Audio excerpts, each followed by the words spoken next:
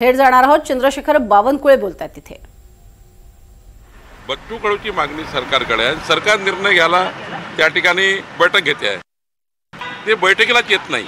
तर मला वाटतं हे काही योग्य नाही, हे चित्र काही योग्य नाही असं मला वाटतं। पवनकुळे साहेब, अशा पद्धतीने एवढी महत्त्वपूर्ण बैठक बोलावली जाते, रस्त्यावर आक्रोश पाहायला मिळतोय, शेतकऱ्यांसाठी म्हणून वारंवार बोललं जाते, प्रत्यक्षात मात्र मग याला राजकारण म्हणायचं का? कारण ज्या पद्धतीने वारंवार बोलतात, मागण्या सगळं दिसते, मागण्या करायच्या, मागण्या मान्य करणाऱ्यांकडे यायचंच नाही, मग फक्त राजकीय।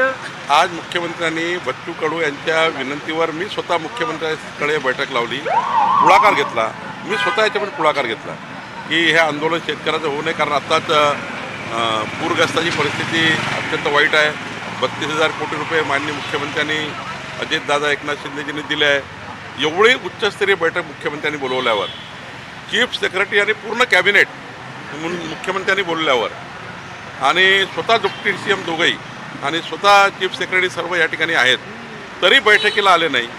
प्रतिनिधी यायला पाहिजे। समजा तुम्ही तिकडे आंदोलनात बसले आहे, 4पैकी कोणतरी माधवराव जानकर आहे, त्यांचं नाव बैठकीमध्ये आहे, त्या ठिकाणी राजू शेट्टी जी आहेत, बच्चू कडूजी या ठिकाणी येऊन जाता आलं असतं। माझं काय म्हणणं आहे, बैठकीला येऊन जाता आलं असतं ना, अजून आंदोलन करत थांबले असते, आता येऊन संध्याकाळी 4च्या फ्लाईटने वापस जाता आलं असतं। तर मला वाटतं की का बैठकीला आलं नाही त्याचं त्यांनी सांगितलं पाहिजे। पण सरकार हे आज माननीय मुख्यमंत्री आज त्या ठिकाणी बैठकीला आत्ता पण त्यांनी वाट बघितली, अजितदादांनी वाट बघितली, मी वाट बघितली, आमच्या सर्व अधिकाऱ्यांनी या बैठकीला वाट बघितली, आता कोणी आले नाही, त्यामुळे बैठक रद्द केली आहे। केवळ आंदोलन करायचं आणि राजकारण करायचं हा सरळ अजेंडा यामध्ये सगळेच नेत्यांना म्हणजे सरकार आज तर बच्चू कडूजी आणि या निवेदनावर जे दिलं आहे त्यावर इतकी उच्चस्तरीय बैठक माननीय मुख्यमंत्र्यांनी लावली, आणि त्यांनी असं ठरवलं की आज निर्णय त्या ठिकाणी मोठ्या प्रमाणावर त्यांचं सर्व ऐकून घ्यायचं।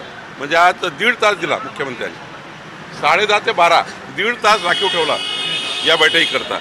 पण आतापर्यंत 10:30 ते 11, 11:15 झाले, कोणी आलं नाही, त्यामुळं ही बैठक रद्द झाली आहे।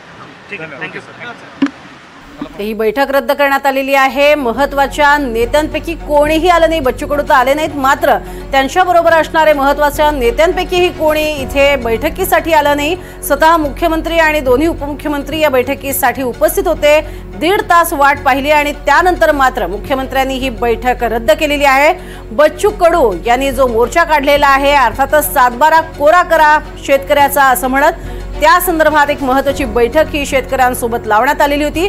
मात्र बच्चू कडू यांनी आधी स्पष्ट केलेलं होतं की या बैठकीला मी जाऊ शकणार नाही, त्यापेक्षा तुमचेच प्रतिनिधी आमच्याकडे बैठकीसाठी पाठवा।